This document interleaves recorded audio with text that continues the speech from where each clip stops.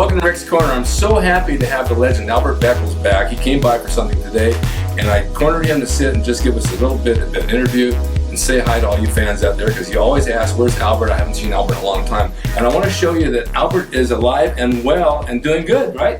Yes. No complaints. Alive and kicking. Yes, you are. You know, do you want to say your age? No. Okay, so we're not going to say, but you guys can just imagine how old he is. And the man is still in the gym every day training hard like there's no tomorrow, right? Yes, well, I can say my age. I'm 20. Yeah, okay. But you know, the thing I want to ask you is, back in the days when you were training, everybody had their routine. Was your routine pretty much like everybody else's? No, my routine wasn't like everybody else's, because I started out training in a very small gym, which, if you can call it a gym. So most of the stuff I had to put together myself. Yeah. And, you know, when I wanted to do an exercise where we didn't have the type of equipment, I had to improvise. Right. Which worked for me, so I continue with that system all the way through. Well, back in those days, you had to put the plates on, put the collars on, and, you know, turn them down and put them back. Well, right? If you want to do barbell bench press and flies together, well, didn't work. Didn't work. Because no. you had to strip the bar and make the dumbbells and then put the weights back on. But you made good progress with that. Yes. Yes. And that was the way you trained for a long time? Well, that's the way I trained up to when I won the Navi Universe. Really? Yes. That's after going through all the smaller contests and the Mr. Britain and all of that. And your diet back then was pretty much, you didn't eat a lot of sugar or carbs, did you? No. My diet was pretty strict. Still is? Yes. Not as strict as it was, but it still is strict. Because I just don't like that, you know, big stomach, that flabby look. So exactly.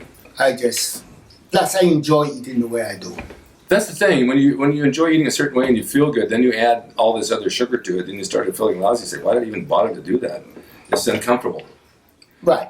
And you told me, about a month ago, we were talking about bicep, and I was asking you, how many days a week can you actually work arms for results? Or how many sets do you do? And you told me, I don't know if you remember this, you said, I did a little bicep every day, 2 or 3 sets. Yes. I did biceps every day, and I did my legs every day. Like for the legs, one day I'll do quadriceps, next day I'll do hamstrings and calves, that kind of stuff. I never try to do a full routine, because then I'm too tired and I won't be able to do it for another 2 days. Don't fall, I don't have insurance. So what I do is I kind of split it up. Yeah. And work it that way, and I find in doing this I can work 5-6 days a week. I see what you're saying. Yeah, you're just separating it. But what about the bicep? You can't separate bicep from bicep. Well, do biceps one day and do triceps the next day. Okay, so you didn't do bicep every day. No, not in that sense. But it'll last like 3 times a week, maybe. Yeah. You know, because the old theory years ago when we were younger, and guys like Steve Reeves, they did the whole body part, every body part 3 times a week. And then I went to twice a week for the more current guys, and then sometimes once a week. I don't know about you, but I don't feel once a week's enough. No, you have to move with the times, really. I mean, when you're going to talk about guys like Steve Reeves and John Grimmick and Rick Park and those guys, I mean, they had the type of body for that kind of workout. Right. But things have progressed so much and so fast. Oh, yeah. Something like that would never work today. But they were in good shape. For that, yes, they were good shape for that time. Yeah. I mean, I think if I remember right, that Steve Reeves was like over 6 foot, and he only weighed something like 180 pounds or something like that. I mean, for today's standards, that's skinny. That's skinny, but he had the shoulders and waist that set him apart from the rest. You're right, that is skinny. Yes. I mean, today it's like 250 to 300. Yes. What was your heaviest weight? My heaviest weight, I think I went to like 235. Really? Yes. When I competed for the Olympia in '85, I was 230. It's a lot of weight. But I was pretty sharp then too. I know you were. I know. I saw the photos. I remember those days. What's your feelings about today's bodybuilder compared to back in the day? I mean, it's really gone way over the edge. The look, the bloat, the size. Well, we can say that. We can say that now, but when you start looking back and then coming forward, when we go back to like the 60s and 70s, right? You know, the guys that was considered big then, we were saying the same thing. That's true. That's true. You know, there's too much and so on and so forth. So it's a type of sport that goes forward, you know, and hopefully there's no end. You can just keep going. And the women too. Oh, yes. Women too, just keep going forward like that. Well, it comes to a point where a lot of people out there that write to me and say they preferred the classic physique of the 70s because it was more appealing to the eye to see somebody in shape and lean rather than huge and like an elephant walking around. And you know, and it takes a lot to get to that size. There's no question about it. It's a lot of hard work, a lot of sacrifice to get to that. Get to that size. Did you train heavy back in the earlier days? Heavy? No. I train more like the modern kind of training. Mainly because I wanted to keep going. Yeah. I couldn't afford any time off. Right.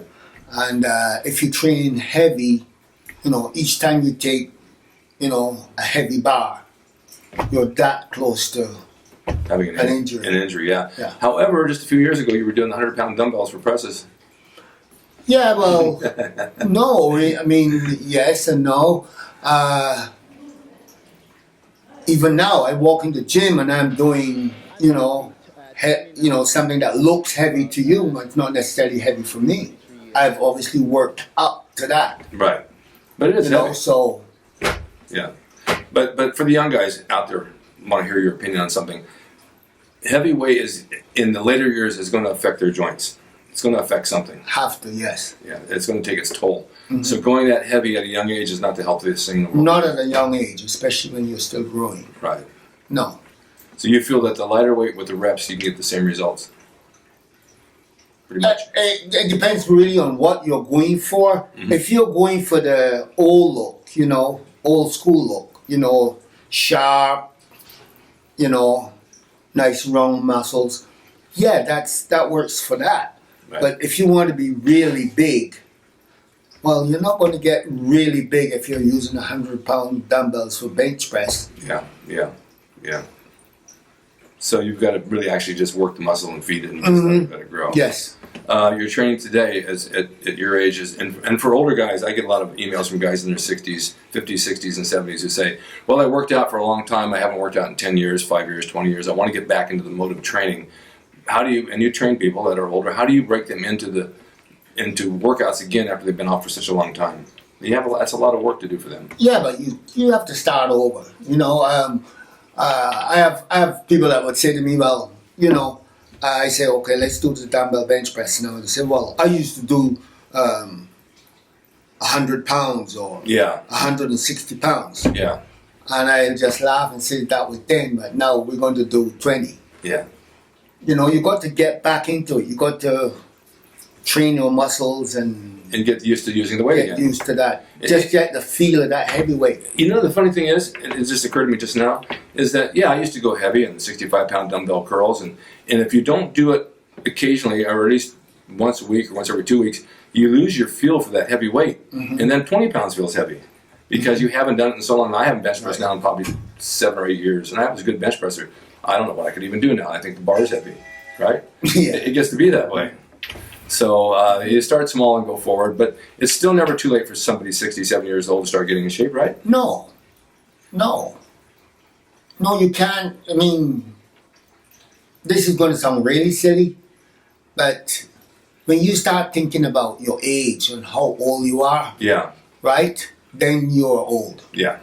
You believe it. Your mind believes you make yourself old. You know, I can't do this because I'm old. Right. All right, so you're old. You can't do it. I hear that so often. It is very frustrating for me to believe that. And these are guys like 20, 30 years younger than us who think at 40, 50 years old, they're old, can't do anything anymore. It's a state of mind. Your mind tells your body what to do. That's why I'm 20. I know you are. And our birthdays are a couple of days apart. You're right. I'm not much, I'm around the same age as you are. I want to thank you for giving me this time because I know it's hard to get you away from doing things because you're a creature of habit. Okay. It's hard to get you to go anywhere too far, but at least you came here today, and you fans always want to know where Albert is, and he's sitting right here in my studio right now talking to you, and I know they appreciate it as well. So I want to thank you for doing this. You're welcome. And I want to be like you when I grow up. Okay. I have to be 20 though. Right? Thank you guys. Okay, you're welcome, Rick. Thank you guys for watching Rick's Corner, Yeah. and I'll see you on the next show. See you next time.